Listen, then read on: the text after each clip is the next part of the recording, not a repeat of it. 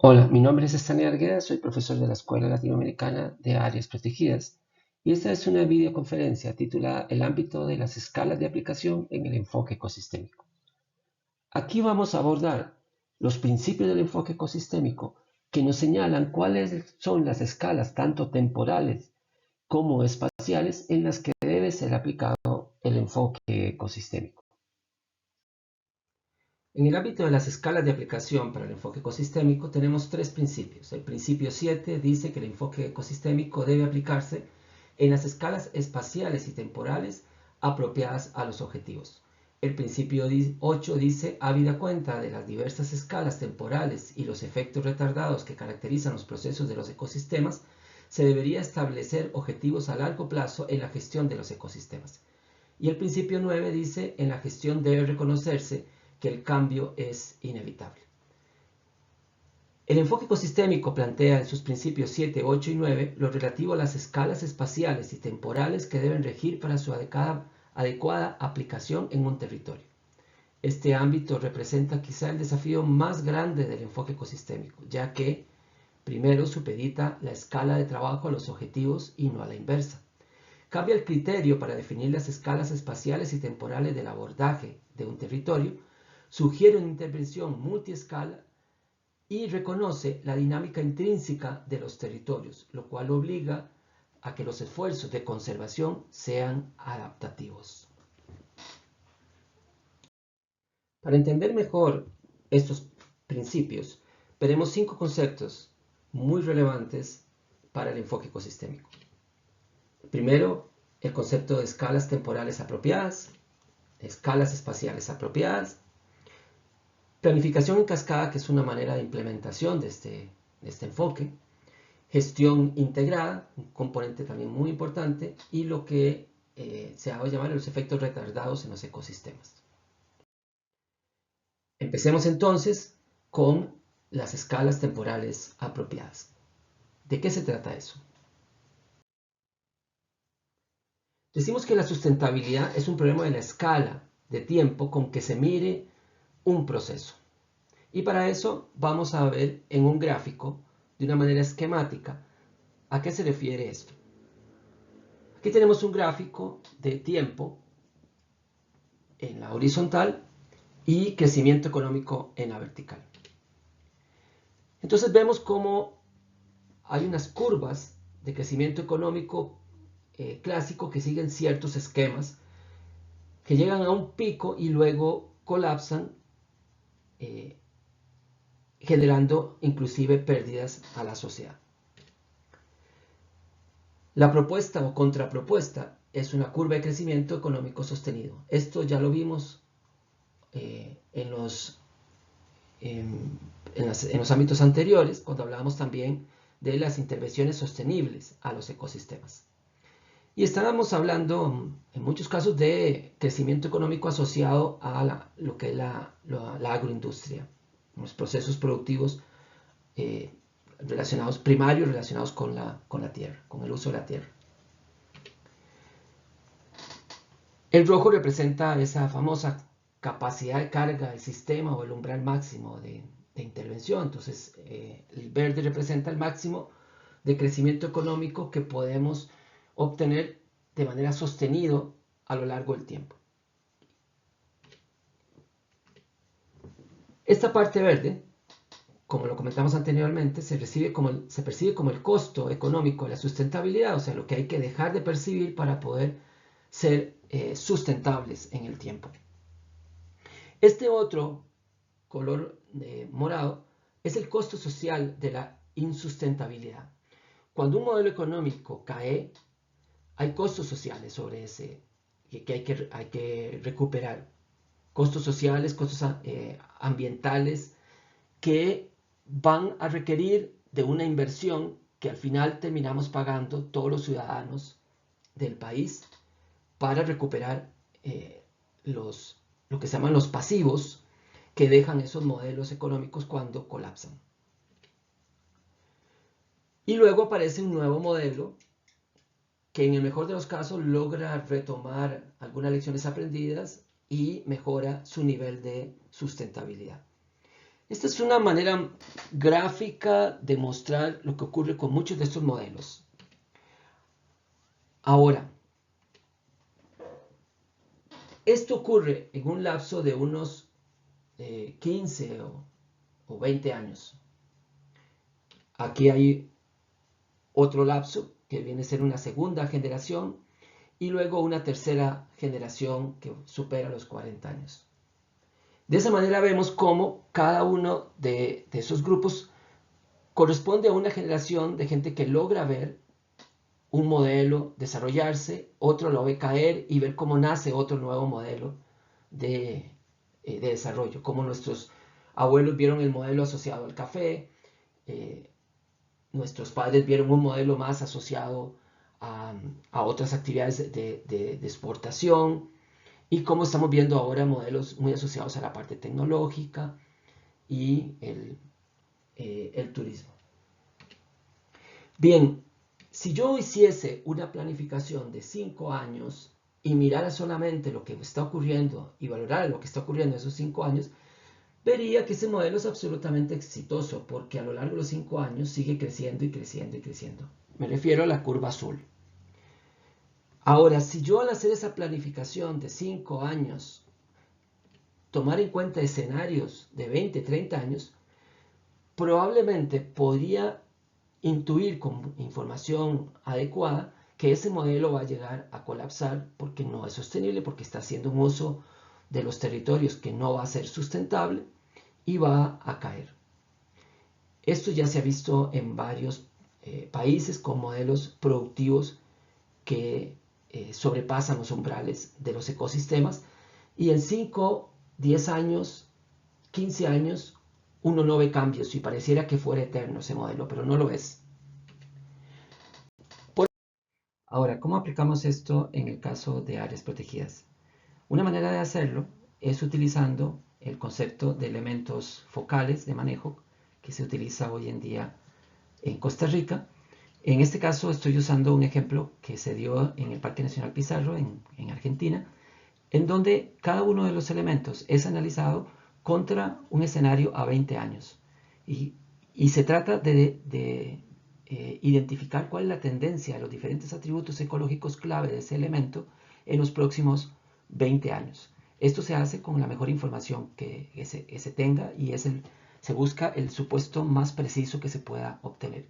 Y con base en eso, después, en la otra columna, se determina cuál es el mejor logro, el mejor escenario de logro que se podría alcanzar para ese elemento con los escenarios actuales y las tendencias que se tienen.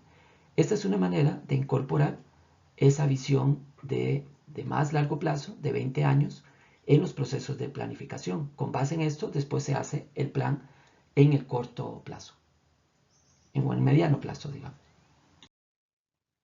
Eso lo promueve también el IPCC a través de sus escenarios de qué va a ocurrir con cuáles van a ser los posibles impactos en la temperatura a partir del crecimiento del carbono, de los gases de efecto invernadero en el ambiente. Y hay diferentes escenarios dependiendo de diferentes estrategias que se sigan. Y eso permite un poco tomar medidas hoy en día basados en esos escenarios. Y esas proyecciones de que estamos hablando ahí son proyecciones de 90 años, de 80 años, que no son datos aleatorios, o sea, son datos basados en un análisis retrospectivo y con información lo más precisa posible. Vamos a ver un caso en donde se han analizado escenarios climáticos y vamos a ver cómo eso cambia nuestros escenarios para hacer conservación en un sitio. En este caso vamos a ir a Bolivia, a una región de la Chiquitanía, en donde vamos a ver algunos ejemplos por los datos de los cuales dispongo sobre las cosas que se han hecho en esa región. El programa de cambios climáticos de Bolivia hizo un análisis de las tendencias en cuanto a las zonas de vida utilizando la metodología de Holdridge, una metodología desarrollada aquí en el país. Con base en esa metodología fueron generando mapas de cuál era la distribución de esa organización fitogeográfica en el país. Y quisiera señalar básicamente estas cuatro zonas de vida, enfocarme más ahí, en esas zonas, que son las que se dan en las partes más bajas de Bolivia, que eso es hacia el lado derecho del mapa. Entonces vemos anteriormente el escenario en 2010, ahora en 2050 y lo que se espera en el 2100, tomando en consideración las variaciones establecidas en esos escenarios que veíamos anteriormente del IPCC.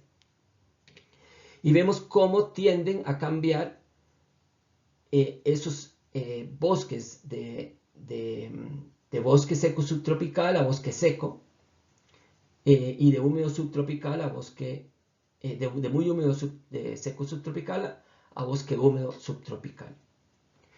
Ahora, vean lo interesante, si sobreponemos el mapa de áreas protegidas del departamento de Santa Cruz, que son esas que están en verde, vemos entonces, curiosamente, cómo va a cambiar la organización natural, por ejemplo, en áreas como esta. Este es el Parque Nacional Cailla, es un parque de 3.700.000 hectáreas.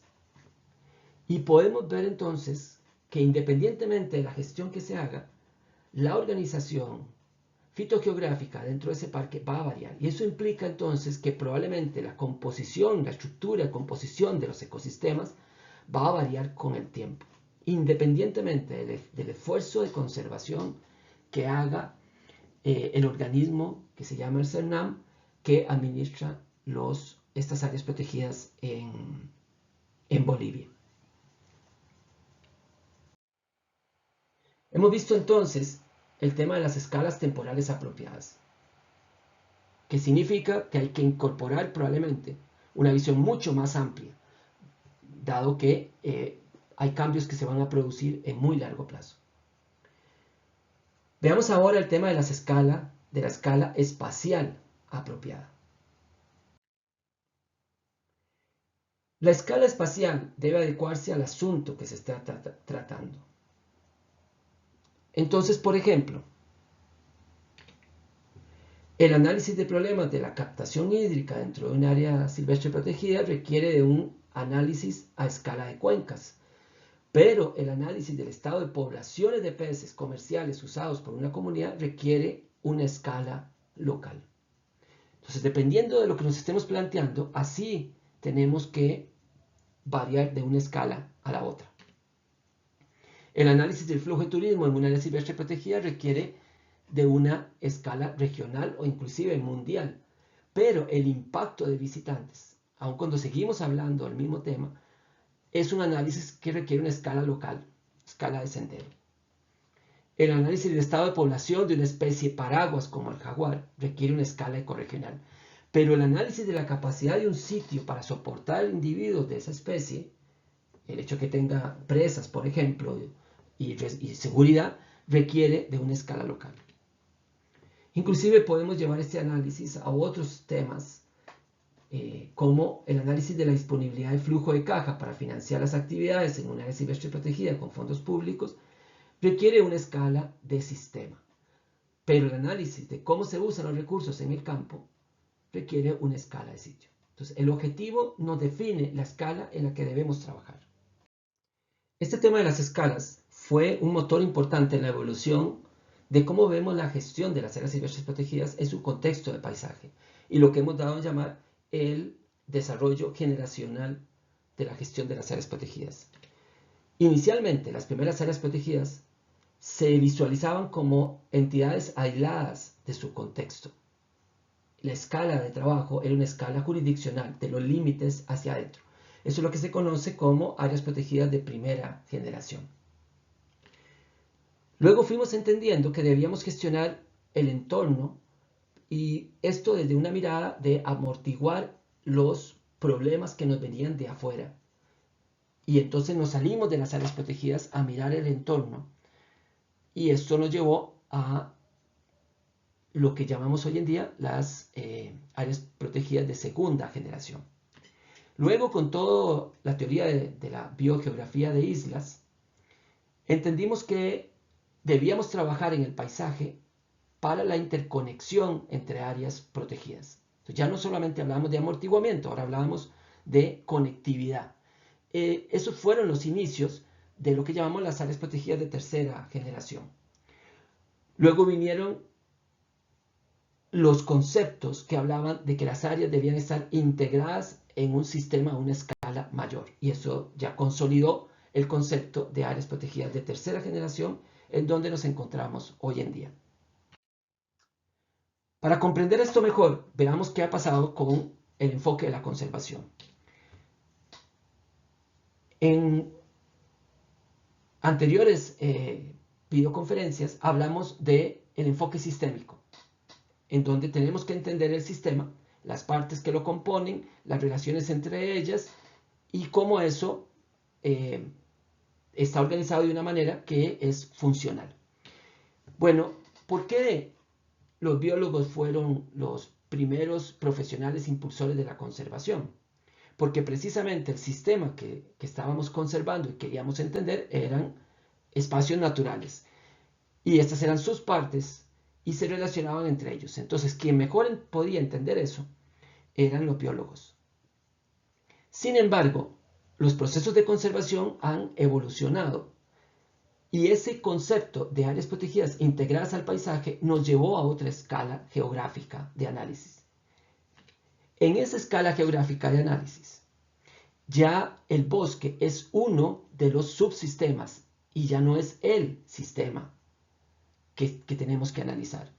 Entonces tenemos un área protegida que contiene esos bosques que hay que entender, pero tenemos además dentro del sistema que estamos analizando plantaciones, tenemos poblaciones, tenemos áreas de ganadería presentes y todo esto conforma entonces ahora nuestro nuevo sistema y sus partes.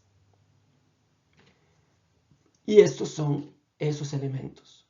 Entonces, hoy en día, para hablar de conservación, hay que hablar también de producción, hay que hablar de salud, hay que hablar de impactos en la infraestructura, hay que hablar de cómo se maneja la ganadería sustentable. Entonces, para hacer conservación, hoy en día, tenemos que salirnos del esquema de manejar el bosque y tenemos que empezar a hablar de manejar grandes paisajes. Y eso es lo que plantea el enfoque ecosistémico y lo que plantea en el tema de las escalas. Si usted quiere conservar territorios, quiere mantener ecosistemas funcionando, tiene que trabajar en estas escalas y tiene que trabajar entonces con estos elementos del paisaje. Vamos a hablar ahora de planificación en cascada, que es un concepto que nos permite abordar estas escalas. La planificación en cascada se define como la elaboración de planes de carácter general que a su vez son desarrollados mediante otros planes y programas más precisos en su ámbito territorial temático o de intervención. Esto lo podemos ver gráficamente de esta forma. Tenemos planes estratégicos que se dan a escala de una unidad ecológica o de paisaje muy grande, que puede ser una ecorregión, puede ser un bioma, por ejemplo, y que nos permite visualizar la funcionalidad a esa gran escala. A partir de esa escala, hacemos planes a escalas más específicas, como el caso de un área silvestre protegida, o dentro de ella misma a escala de un sitio o sector de esa área protegida. Y lógicamente hay una interrelación entre esas escalas. Lo que plantea esto es que nosotros deberíamos estar planificando en una escala, por ejemplo, de área silvestre protegida, considerando planificaciones que se están haciendo en escalas mayores, como el caso, por ejemplo, de un gran paisaje como una ecorregión, un bioma. Puede ser también a escala de toda una cuenca, por ejemplo. Un ejemplo de esto se da en la Chiquitanía. Volvemos a esta ecorregión del bosque de Bolivia, en donde se desarrolló esa planificación en cascada. Una fotografía de la región, donde pueden ver las actividades que se desarrollan ahí.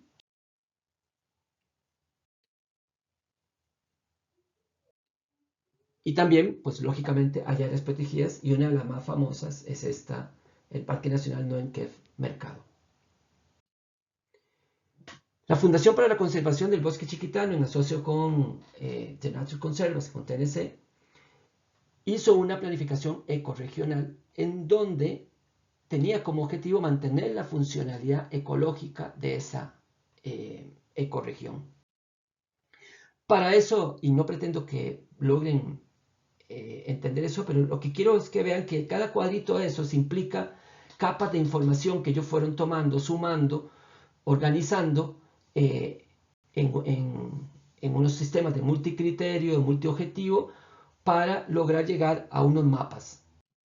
A este tipo de mapas en donde identificaron, por ejemplo, áreas de gran importancia para la conservación, que son las que están en ese verde, mientras más oscuro es más importante para la conservación, y las rojas son áreas que ya prácticamente se han perdido en esa ecorregión de 20 millones de hectáreas al este de Bolivia. Y ahí también identificaron áreas que eran de gran importancia para la conservación y que no estaban protegidos. O sea, es como un grúas, como esos procesos grúas, pero hecho para una ecorregión de 20 millones de hectáreas. Recordemos que Costa Rica tiene 5.1 millón de hectáreas, o sea, es una región 4 veces el tamaño de Costa Rica. Y también identificaron corredores claves para la conservación. Bueno, ¿y cómo bajar todo esto entonces a tierra? Por ejemplo, en esa región que está ahí es un municipio, lo que aquí llamaríamos un cantón. En este caso es el municipio de San Ignacio de Velasco, y entonces ellos mismos desarrollaron ejercicios de planificación a escala del municipio, lo que llamamos aquí planes de ordenamiento territorial, y tomaron en cuenta lo que estaba planteando esa planificación ecorregional a esa escala. Pero también para el sistema de áreas protegidas que hay en esa ecorregión, ellos plantearon cómo relacionar esas áreas protegidas a través de corredores ecológicos que fueron visualizados en esa planificación ecorregional. O sea, la planificación ecorregional dio el marco sombrilla que luego es bajado a tierra a través de planes de ordenamiento territorial a escala de municipios y los planes de manejo de las áreas protegidas. Pasemos ahora a gestión integrada, otro concepto clave. La gestión integrada tiene que ver con tomar un territorio y hacer una gestión integrando los diferentes procesos que se dan en ese territorio. Hay varios modelos que hoy en día trabajan bajo este esquema. Por ejemplo, la reserva de biosfera es un modelo de gestión integrada. El modelo integrado, el manejo integrado de cuencas es también otro modelo. Los bosques modelos es también otro mecanismo de este tipo. Hay una cosa en áreas protegidas en Brasil que se llama mosaicos de áreas protegidas que trabaja con este modelo. Las áreas de conservación en Costa Rica es un modelo de gestión integrada. Y bueno, en Salta también desarrollamos un modelo que se llama áreas de gestión territorial integral.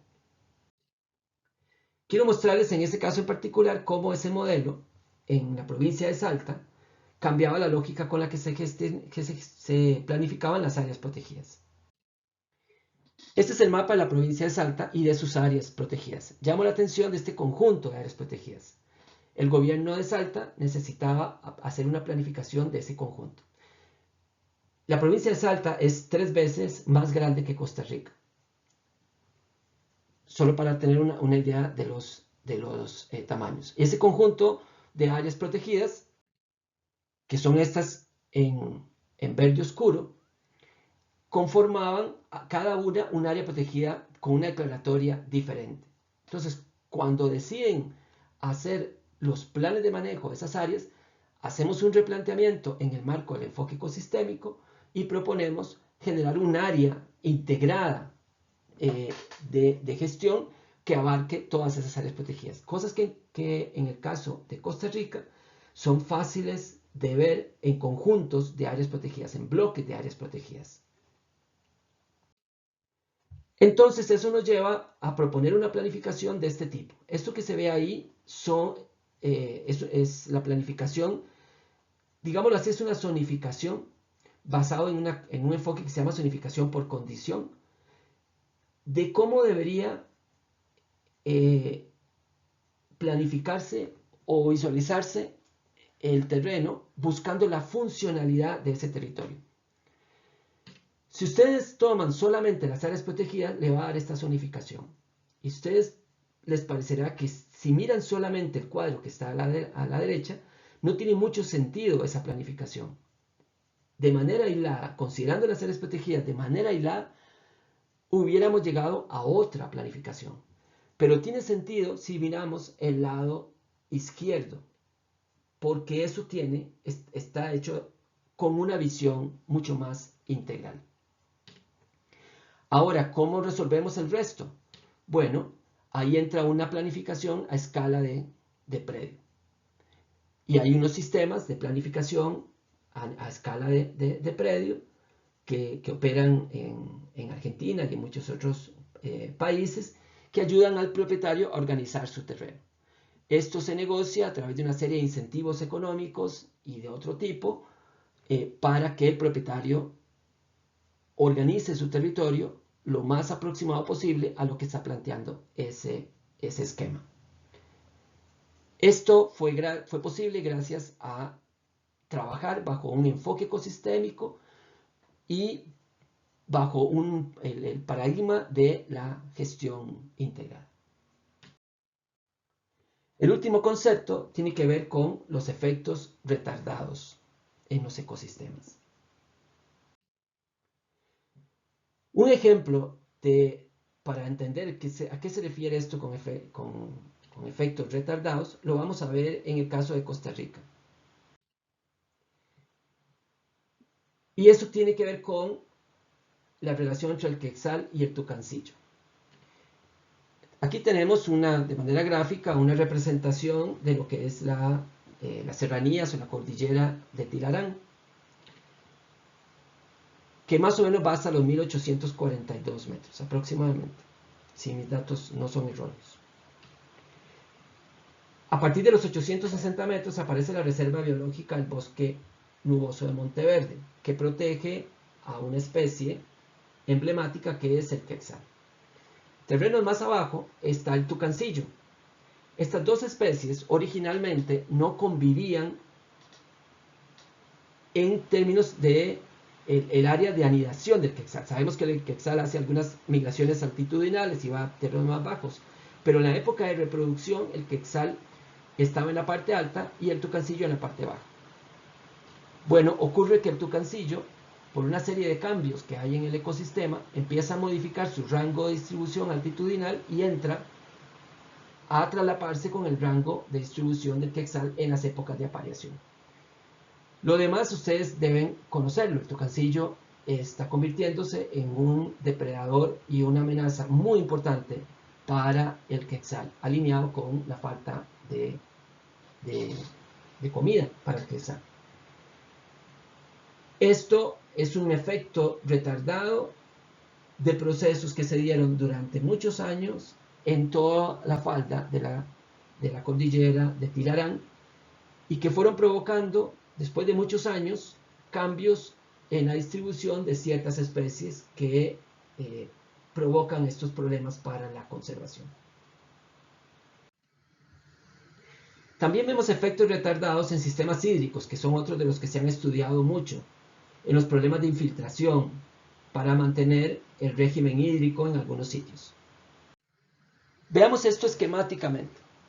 Hoy en día tenemos este esquema. Tenemos lluvia, tenemos bosque representado por esa línea verde en esa gran cordillera ahí, y tenemos un manto acuífero subterráneo que recarga de un lado y surge de otro lado muy cerca de una gran ciudad. Abajo tenemos una escala de 70 años, la cual va a ir avanzando con una línea roja que va a ir apareciendo poco a poco. Entonces, al pasar los años, empieza a avanzar la línea roja. Hay un proceso de deforestación de un lado de la cordillera, que luego aparece también, una necesidad de agua en la ciudad, y entonces nos aparece unos pozos para hacer uso de ese acuífero, y también aparecen las vacas que logran una compactación que va deteriorando la capacidad del sistema para hacer recargar de ese acuífero. Entonces el acuífero empieza a desaparecer, la toma de agua sigue ahí, pero poco a poco empieza a ver que baja la presión del acuífero, y llega el momento, muchos años después, que el agua desaparece de ese acuífero, producto de una intervención hecha muchos años anteriores. Estos son efectos retardados de los ecosistemas. Es parte de esos conceptos de lo que habla el enfoque ecosistémico cuando dice, ojo, cuidado con estos efectos, porque hay cosas que las vamos a ir viendo 30 años, 40 años, 50 o 100 años después de que hagamos hoy las intervenciones. Y eso tenemos que tenerlo claro. De esta manera, hemos viajado por estos 4 conceptos que nos van a permitir mejor entender los planteamientos del enfoque ecosistémico en términos de las escalas. Habiendo revisado estos 4 conceptos, es más fácil comprender los planteamientos que hace con respecto a las escalas, a la importancia de que la gestión debe adecuarse a las escalas y no necesariamente a la jurisdicción. Esto nos trae grandes desafíos, porque hay jurisdicciones que son fáciles de complementar, como por ejemplo las jurisdicciones entre áreas de conservación. Un poco más complejo, pero también complementable, las jurisdicciones entre municipios. Ahora, trabajar en jurisdicciones entre países, y particularmente cuando esos países tienen algunas situaciones políticas delicadas, hace la aplicación de este enfoque mucho más complejo. Pero eso es lo que plantea el enfoque ecosistémico. Tome en cuenta lo que usted quiere lograr y ajuste la escala de acuerdo al asunto que usted está tratando. Tome en cuenta que puede haber respuestas de muy largo plazo, por lo tanto, trabaje con escenarios, con objetivos de largo plazo, y tenga en consideración siempre que va a haber cambios en los ecosistemas, pero trate que esos cambios no no sean tan fuertes que provoquen una pérdida de la capacidad de funcionamiento de sus sistemas. Esto es lo que plantea el enfoque ecosistémico en cuanto a sus escalas de aplicación. Bien, hemos concluido así esta videoconferencia. Muchas gracias.